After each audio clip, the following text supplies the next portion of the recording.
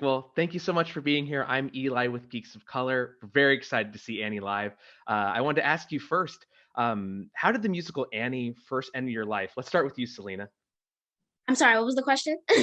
Yeah, how did the musical Annie first enter your life? So, like, how did you first hear about it? How did you first discover it?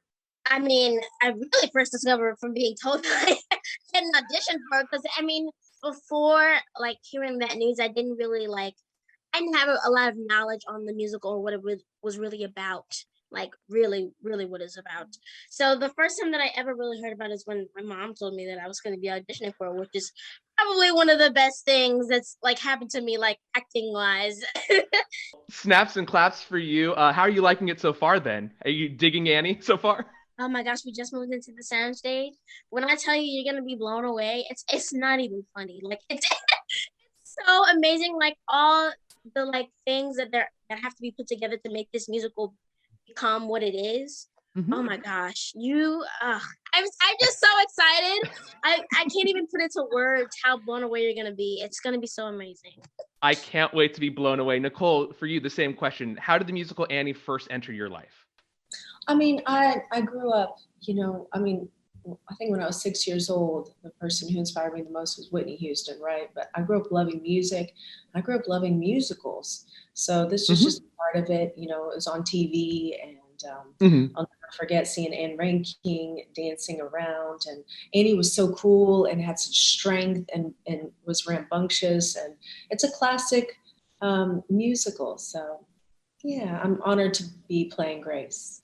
Awesome. Fantastic. So, Nicole, I want to ask you, what's one thing you do to get into character, specifically for this role for Annie? I think just really breaking down the material that they've given us, right? And understanding the material and that time period and where Mm. the world was at that time. I believe it was during the Great Depression, so there was Yeah. a lot going on. And it's Grace plays the chief of staff to Oliver Warbucks, who was an extremely successful billionaire at the time, who Hmm. had Hmm. the president his phone number in his back pocket. So just understanding that time period, but then bringing the present and modern day, and bringing my own humanity to it, and my own, I can only come from where, tell my own stories and bring my own Hmm. heart to Hmm. it. So combining those two together, and um, obviously I've seen Anne Ranking and Audra McDonald, which I'm huge fans of both of them, and kind of felt like I was inspired by both of them, but then added my own different hot sauces, and because I'm such a spicy girl, and so everybody has their own walk in life, and that's what you got to do is you know, Got to bring your own flavor. I love it. your own flavor exactly. Yeah, yeah. Selena, I want to ask you because this is, of course, we're geeks of color, so I got to ask something a little nerdy and geeky. So, if there was another pop culture world like a Lord of the Rings or a Harry Potter that you think would be good for a musical adaptation, what would be your pick, Selena? Anything that you think could be a good musical in the nerd Oh world? my god. Uh, you know what? Oh my gosh, what is that movie that I literally just watched? I watched this movie and I can't remember the name of it. Uh, oh my gosh. It's this movie where it's like he's curly haired and he's got the glasses and the teeth and the stuff, and there's a guy named Pedro, and it I would love to see that turn into, I can't remember the name of it. Somebody please tell me. I'm sure I'm gonna like wake up at Yeah, She's 3 o'clock. I know it. I'm gonna wake up at 3 o'clock in the morning and be like, oh, that was the movie that I was trying to say. But it's the guy, the curly haired dude with the glasses and stuff. And Hmm. I'm so Percy Jackson, maybe? no, it wasn't Percy. It was not Percy Jackson. Oh, it's the I can tell that we are gonna be friends. That's the title, The the song. song title of the movie, but I can't Gotcha, remember. gotcha. I'm Uh sure the comment section will figure it out for you. Please do. So, I'm so sad. no, no, no But worries.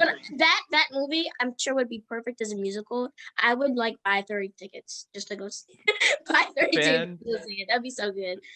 Somebody please tell Fantastic. me what it's called. Yeah. So Nicole, I wanted to ask actually both of you, but I'll start with you, Nicole. For you, what's the differences between doing maybe something on stage versus something like live for the stage? Of course the cameras are there as well, but what are some of the differences in your preparation? Yeah, it's very different. I've actually never done a live musical.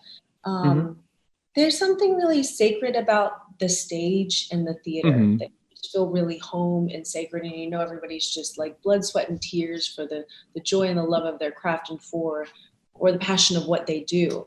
Now that coupled with the cameras, I mean, that's crazy because we have the best of both worlds. We get to bring the theater to people's homes, Hmm. but it's, I mean, I think Celina's a lot more used to cameras than me with what she does, you know. But me, um, you know, I'm always on these other shows like Mass Singer and stuff, but I'm not Hmm. used Hmm. to the cameras like being right there in this style, right? I'm used to doing Yeah. my more pop stuff and everything. And so it's a whole nother element and it's a Hmm. whole nother animal and beast. And I'm learning a lot, and I think the only thing that you can do is just be really authentic, because it's like you're not doing a film, you're not doing a TV show, you're not doing just theater. It's like everything combined is one. So, Hmm. and I love that with the cameras, it's so intimate and so detailed. So you really just have to be like 100% in it, right? Yeah, To like locked in. locked in and authentic because they could see everything and feel and hear everything. I'll ask you, and then we'll also ask you, Nicole. What's one thing you hope that people take away from this version of Annie? One thing that I really hope people take away from this newer version of Annie is the hope, the message of hope, especially because you know this year that we had. Crazy world. Yeah, it's been, yeah, it's been a hot mess for everybody. Um, but I like the main message of Annie is that like all you have to do is hope. You have to have hope in your heart, and then like Hmm. amazing things can happen to you, over like literally overnight. Because that's what happened to Annie.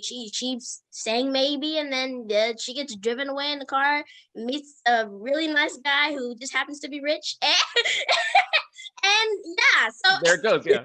yeah, it's just you have to hope and you have to believe, because Awesome. without those two factors, nothing that you dream of happening will happen. Basically, It if that makes makes any it makes sense at perfect all. sense. Nicole, any thoughts of what you hope people will take away from this version? I love what Celina just said. Hope and to believe. That's the core and the heart of this show. But also to add to that is perseverance. You know, Annie shows such strength and such fight. She's a fighter and Hmm. she does believe and she's got a vision in her mind and her heart and she manifests it. She actually makes it happen because she believes that it's going to happen. So hopefully people will walk away with that and never stop dreaming. Never too late, never too old, anything to really dream and to go after what's really the calling that's really in your heart.